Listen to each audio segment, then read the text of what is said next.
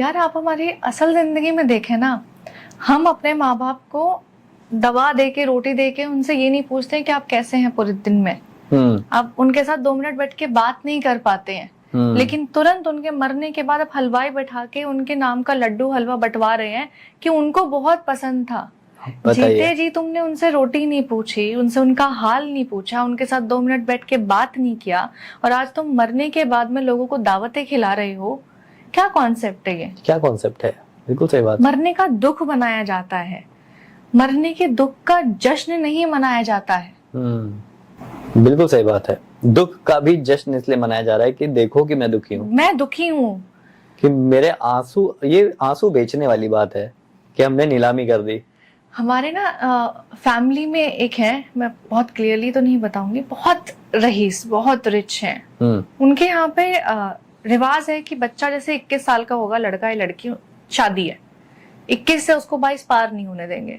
और जैसे ही इंसान की मौत होगी, चाहे वो किसी भी उम्र में हो, मौत होने के बाद में जितना खर्चा शादी में आता है, अगर वो रईस है तो वो ऑब्वियसली करोड़ों रुपए लगा रहे हैं, सेम करोड़ों रुपए का मेन्यू लगा के बैंकेट हॉल बुक करके वो उसका जश्न मनाते हैं 13 दिन।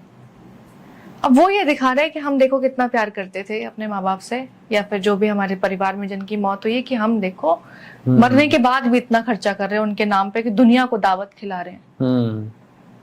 लेकिन इंसान जब जिंदा था, क्या तुमने कभी उसकी नाराजगी दूर करने की कोशिश की? हम नहीं देखते।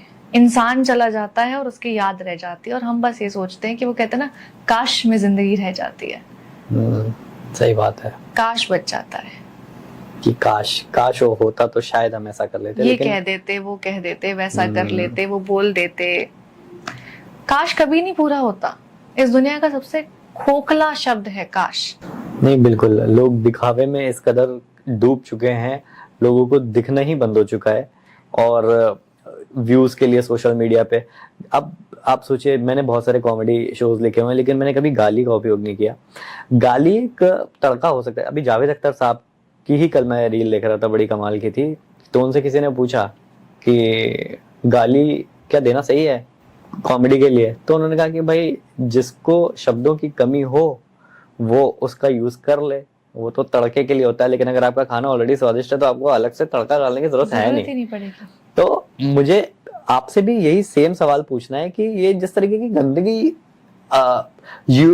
सिर्फ व्यूज के लिए यूट्यूब पे कुछ भी ऐसा उल्टा सीधा कमेंट डाल दे, मैं कॉमेडियंस का नाम नहीं लेना चाहता हूँ क्योंकि मैं उनको कॉमेडियंस कंसिडर नहीं करता हूँ। नहीं करते, हम भी नहीं करते। देखिए, हंसी एक अलग मुद्दा होता है। हमने भी कॉमेडी सर्कस लिखा, बड़े साल चला, बहुत सारे शोज हमने ऐसे किए जिससे लोग हंसे हैं, लेकिन गाली दे के ही हंसाना है ना, वो तो एक, अब भाई केले का छिलका रख दो, कोई फिसलेगा, हंसी तो आ ही जाएगी, लेकिन हम उसकी कमर टूटने का रिस्क तो नहीं लेंगे ना। कुछ तो एथिक्स होता ही है। तो हम उन कॉमेडियंस का नाम नहीं लेना चाहते हैं। लेकिन आपको कैसा लगता है कि जो इस तरीके की अभद्र भाषा जो है सोशल मीडिया पे व्यूज के लिए और इसके लिए की जाती है? देखिए, वो जो कर रहे हैं ना, हाँ, वो सिर्फ व्यूज के लिए कर रहे हैं, कंटेंट के लिए कर रहे हैं। उनका अपनी जिंदगी में ना मोराल नहीं है कुछ भी। उनको लोगों को सर्व नहीं करना है, उनको अपना पेट भरना है। ये उनके साइकोलॉजी में समझ चुकी हूँ। लेकिन उनके वो गंदगी फैलाने से हमारी जनरेशन पे जो बच्चे उनको देख रहे हैं, उन पे क्या असर पड़ता है, मुझे उसकी फिक्र सबसे ज्यादा होती है। क्योंकि अगर फिल्टर तो है नहीं ना, कंटेंट तो कोई भी देख सकता है, बिल्कुल अवेलेबल टू ऑल है। तो अगर वो जो कंटेंट है, मान लीजिए कोई 11 साल का बच्चा या 12 साल की लड़की या टीनेज उम्र में जो बहुत नए नए बच्चे अभी उनके हाथ में फोन आया, वो ये देखते हैं तो उनको लगता है ये तो बड़ा कूल है, बिकॉज ये आपको व्यूज और पैसा और फेम सब कुछ दे रहा है, तीनों चीजें दे रहे हैं। तो हम पढ़ाई क्यों करें, हम अपने माँ बाप की इज्जत क्यों करें, हम बड़ों की इज्जत क्यों करें? बिकॉज गाली देना है स्कूल, व्यूज के लिए नंगा होना है स्कूल, ठीक है, अपने कपड़े उतारना school, betting, gaming, trading promote करना है स्कूल, और ये सब करना। बिकॉज आप क्या दिखा रहे हो, जुआ सट्टा खेलो, गेट रेडी विद मी के नाम पे कपड़े उतार दो, डांस वीडियोस के नाम पे आप सब कुछ ही दिखा दो, ठीक है, आप कॉमेडी के नाम पे गालियां पेश कर दो।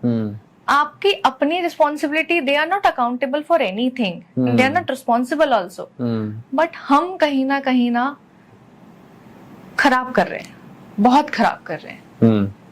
क्योंकि आप क्या देखेंगे कि यार अच्छा मैं पढ़ाई कर रही हूँ, मैं जिंदगी में कुछ बनना चाहती हूँ, मेरे कुछ सपने हैं, उससे मुझे महीने की कितनी तनख्वाह मिलेगी? 30,000 35,000 रुपए महीना। वहीं मैं अगर 2